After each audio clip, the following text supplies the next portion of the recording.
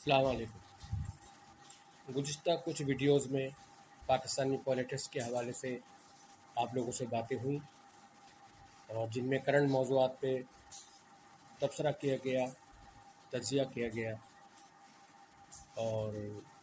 جس میں عمران ریاض خان والا معاملہ تھا گرفتاری کا، اور فوری انتخابات کرانے کے مطالبات تھے جو کہ Imran Khan, P T I اور اب مصطفیٰ کمال کی جانب سے بھی کیے گئے ہیں۔ یہ جو مطالبات ہیں، خاص طور پہ الیکشن کرانے کا مطالبہ، یہ مطالبہ صرف مصطفیٰ کمال یا عمران خان یا پاک سرزمین پارٹی یا پی ٹی آئی کے نہیں، بلکہ ساری عوام کا ہے۔ ساری عوام اس وقت اس موجودہ امپورٹڈ گورنمنٹ سے جو امریکی اشارے پہ لائی گئی ہے، ایک سازش رچا کے اور امریکی مداخلت کے نتیجے میں یہ والی گورنمنٹ جو اب اس وقت ہمارے پر مسلط ہے، بیٹھے ہوئے ہیں اور جو چاہ رہے ہیں کر رہے ہیں۔ یہ لوگ جب اقتدار میں نہیں آئے تھے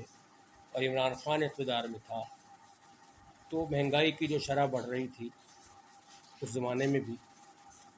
تو یہ لوگ اتنا شور مچایا کرتے تھے کہ عمران خان نے پتہ نہیں یہ کر دیا، وہ کر دیا، اور عوام کو مہنگائی کی چکی میں پیس دیا، فلاں کر دیا، اور ہم آئیں گے تو سارا کچھ صحیح کر دیں گے اور بہترین ہو جائے گا اور مہنگائی بالکل ختم ہو جائے گی یا بہت ہی کم ہو جائے گی، یا ہم پرانی قیمتوں پہ آ جائیں گے جو نواز شریف کے زمانے میں ہوا کرتی تھی۔ لیکن افسوس کہ ان کے یہ سارے وعدے اور دعوے ہمیشہ کی طرح جھوٹ ثابت ہوئے، کیونکہ سچ تو یہ لوگ بولتے ہی نہیں ہیں۔ عمران خان کا تو اب ہمیں اندازہ ہوا کہ عمران خان جب حکومت میں تھا تو اس نے بہت سارے معاملات کو بڑے اچھے طریقے سے سنبھالا ہوا تھا، جبکہ اس کو اناڑی کہا جاتا تھا کہ اس کو سیاست آتی نہیں ہے۔ اس نے سنبھالا ہوا تھا، غریبوں کا بھی دھیان رکھ رہا تھا، فلاحی ادارے بنائے ہوئے تھے، لنگر خانے کھولے ہوئے تھے، پناہ گاہیں بنائی ہوئی تھیں،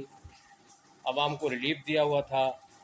اور غریب لوگوں کو، مستحق لوگوں کو، خواتین کو اور لوگوں کو جو مستحق تھے ان کو 14,000 روپے مہینہ مل رہے تھے،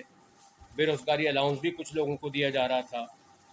تو اس نے تو غریبوں کا بہت زیادہ خیال کیا ہوا تھا، جتنا ریلیف دے سکتا تھا دے رہا تھا۔ پیٹرول پر بھی اتنی زیادہ قیمت کبھی اس نے نہیں بڑھائی جتنی ان لوگوں نے آتے ہی بڑی تیزی کے ساتھ گزشتہ 1-2 ماہ کے اندر بڑھا دی۔ تو اس کی تو کہیں پاکستان میں مثال ہی نہیں ملتی کہ پیٹرول کی قیمتیں اتنی تیزی کے ساتھ بڑھائی گئی ہو۔ تو یہ عوام کے اوپر یوں سمجھ لیں کہ عوام کا اوپر ایک ظلم، اور عوام کو مہنگائی کی چکی میں پیسنا اس کو کہتے ہیں، جو شہباز گورنمنٹ نے کیا ہے، اور جو شہباز شریف کی گورنمنٹ، یعنی شہباز بیٹھا ہوا ہے سامنے اور وزیر اعظم وہ ہے، لیکن اس گورنمنٹ میں سارے لوگ شریک ہیں۔ پیپلز پارٹی بھی برابر کی شریک ہے ان تمام چیزوں میں، اور دیگر پارٹیز پی ڈی ایم میں جو شامل ہیں، فضل الرحمان کی پارٹی ہو یا دیگر پارٹیز جو ان کے ساتھ اتحاد کی ہوئی ہیں اور جنہوں نے باقاعدہ امریکی مداخلت کو قبول کیا اور اس کے نتیجے میں اقتدار میں آئے، اور یہاں پہ پہلے سازش کی گئی، اور سازش کے جو کردار تھے ان کے بارے میں بہت کچھ عمران خان صاحب اپنی تقاریر میں کہہ چکے ہیں، اور بہت کچھ کہنا ابھی باقی بھی ہے۔ وقت کے ساتھ ساتھ سب کچھ کھل کے سامنے آتا جائے گا کہ پاکستان کو اس انتہائی بری معاشی صورتحال میں کس وجہ سے لایا گیا، عمران خان کی ایک چلتی چلاتی بہترین حکومت کو کیوں رخصت کیا گیا، کس کے اشارے پہ رخصت کیا گیا، کس کس نے کیا کیا مفادات حاصل کیے، کس کس نے بغیرتی دکھائی، کس کس نے پاکستانی مفادات کا سودا کیا۔ یہ سب باتیں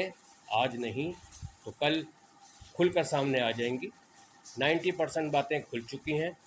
عمران خان ہو یا صحافی عمران ریاض خان ہو، ان کے ذریعے سے، صابر شاکر کے ذریعے سے، اور اسی طرح دیگر جو اہل قلم حضرات ہیں جو ڈرتے نہیں ہیں، جو اللہ کے علاوہ زمینی طاقتوں سے نہیں ڈرتے، انہوں نے کھل کر باتیں کی ہیں، اور اب تو اس شخصیت کا نام بھی لیا جا رہا ہے کھلم کھلا، جس کو پہلے لوگ خلائی مخلوق کہا کرتے تھے یا محکمہ زراعت کہا کرتے تھے۔ تو یہی سب کچھ ہوتا ہے جب یہ ظلم حد سے بڑھتا ہے تو مٹ جاتا ہے۔